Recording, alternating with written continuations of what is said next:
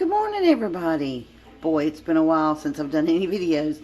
So, thought today we would do a video on something new I haven't tried before. It is the tomato basil feta bake with the pasta that you've seen probably all over social media. My daughter requested that I make it. I think she found it on TikTok. So we're going to try that today, and I'll give you my honest opinion on how I think it's going to taste. Not real sure. I love feta cheese. Tomatoes, I like tomatoes, especially if they're cooked. So it'll be interesting to see how this goes today. But I thought you guys might be interested in seeing me cook this. Like I said, it's been a while since I've posted any videos. I have been in and out of the dental chair so many times, going back next week to have a wisdom and a tooth extracted. I'm very nervous about it. Hoping very, very soon to be able to get the dental plate finished that I gotta have put in my mouth to take up the space in all these gaps in my teeth. And so prayers would be appreciated. I'm so tired of messing with this. But anyway, so I just wanted to hop on here, let you guys watch how I do this, and we'll learn together if it's any good. If it's not any good, well then we won't make it again.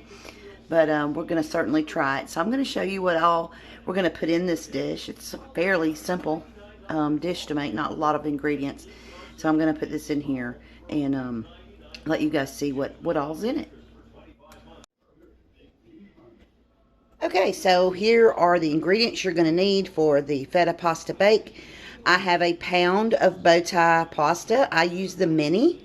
I could not find a block of feta, so I'm using crumbles. They said the crumbles in the recipe would be fine. I've also got some cherry tomatoes. The recipe calls for 20 ounces. This container is actually only 18, but I think it's going to be fine. Here is red pepper flakes. I am going to put a little Italian seasoning on mine. And olive oil, of course, because that's what you're going to saturate your tomatoes in. I've also got my pasta water ready to go. I probably will not start that yet. Here is the casserole dish that I'm using. It's just a regular standard size glass casserole.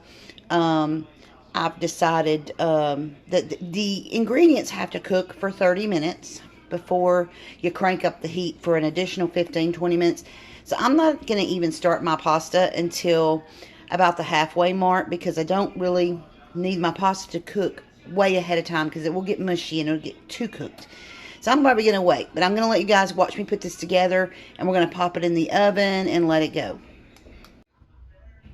Okay, so we're ready. I got my tomatoes washed. Didn't even think about that before I started the video there. Now, this is an 18-ounce carton of tomatoes. You want enough, they say, to cover the bottom of your pan. You're going to leave a spot in the middle for your feta. But your tomatoes need to be touching each other, is what the recipe said. So we're going to do this, and we're going to add a little bit of olive oil. And they said to saturate pretty good with the olive oil, because you want it all over your tomatoes. And it also calls for some salt on your tomatoes. So I'm going to put some little bit of pink Himalayan salt here, even though the feta is full of salt. I'm going to just mix this up real good. Make sure it's covered all over these tomatoes. And then we're going to take the feta. I'm going to try to keep it together as much as I can in the middle of the pan. The recipe calls for a block. Y'all, I've not been able to find a block of feta cheese. I've looked at several different grocery stores and have not had any success. So we're going to hope and pray the crumbles work. The recipe said you could use crumbles. It's just harder to make it stay, together in the middle of the pan. So I've got all of that. Got the tomatoes getting covered. I am going to take now this is a 12-ounce container of the crumbled. The block is supposed to be like an 8-ounce block. So I'm going to pour the majority of this in here. Maybe not every single bit of it. I mean, I love the taste of feta, but I'm sure it can be overpowering if you use too much. But hey, it is what it is, and this is what we're going to do. Like I said, this is a new recipe for me. We're going to try it and just see how it goes. Okay. All right, you put your feta in the middle, and if you had a block, it would easier, of course, sit right down there in the middle.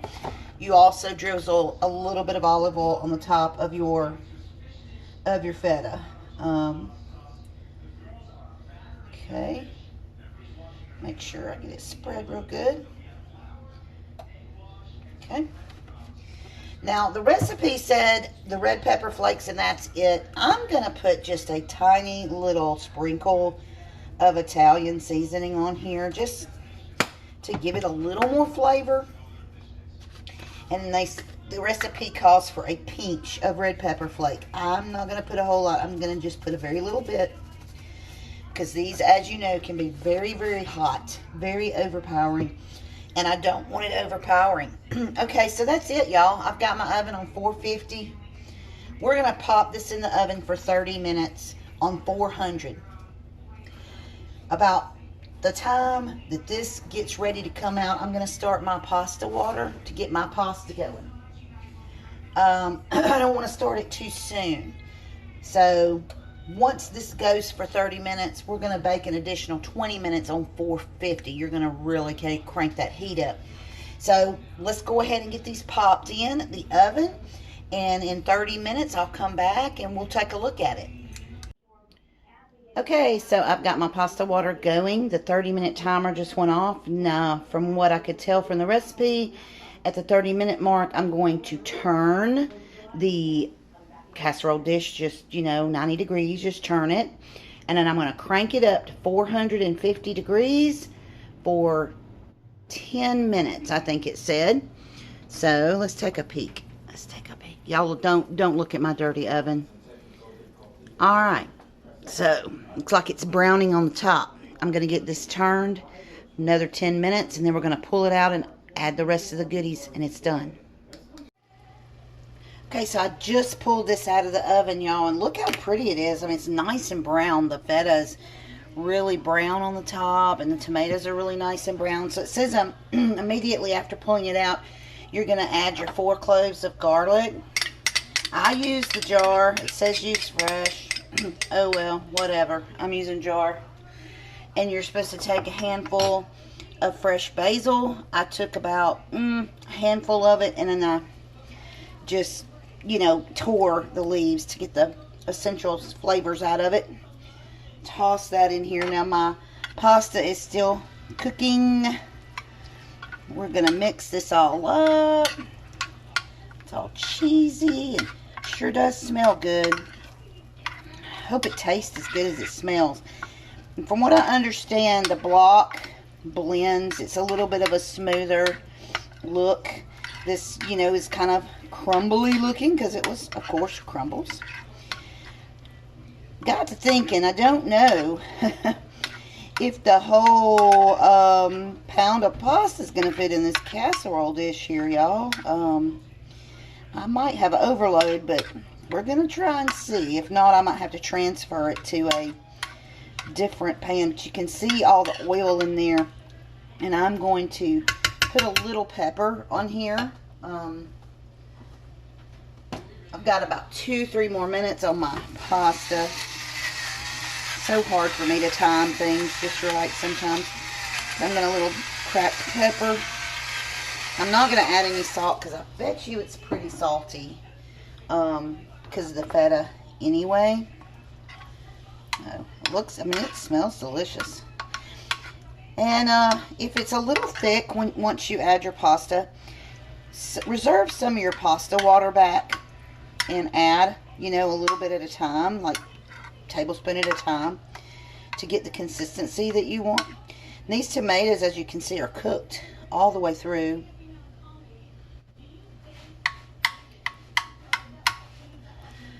Of course, I'm going to have something pop up on my screen as soon as I start videoing.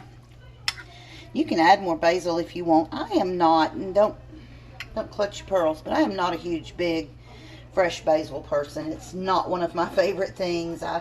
It is a very strong taste to me.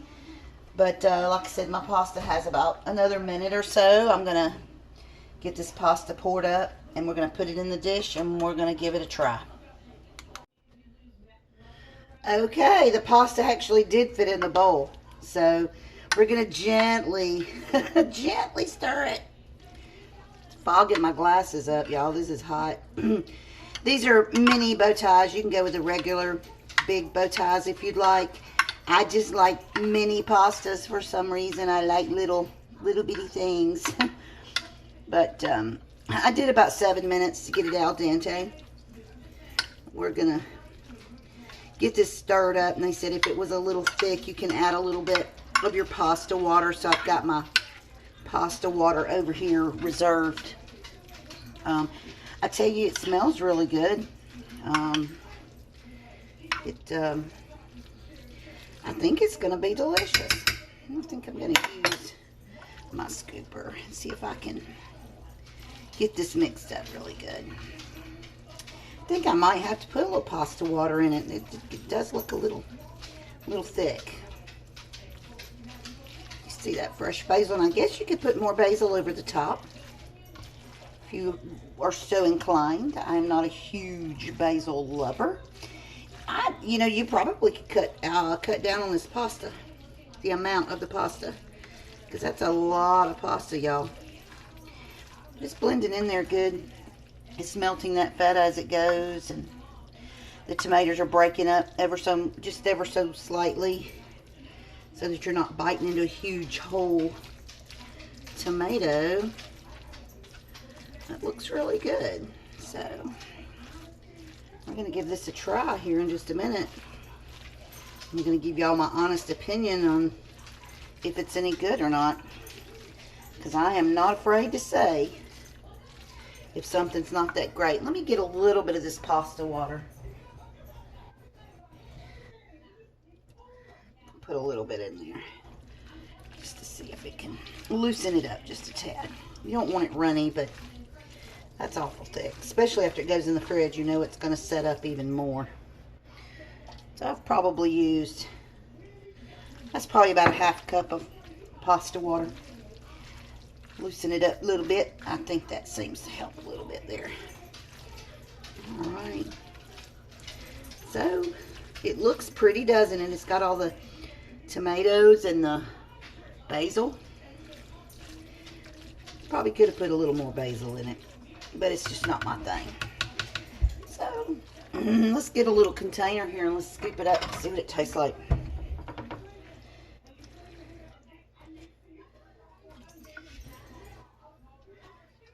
Give this a little bit of a try. Alright, we're going to give this a little taste, and I can give you my straight opinion on it. It's very pretty. Smells really nice. You can smell the feta cheese. You can smell the basil for sure. Baby pasta. I'm going to get a bite here.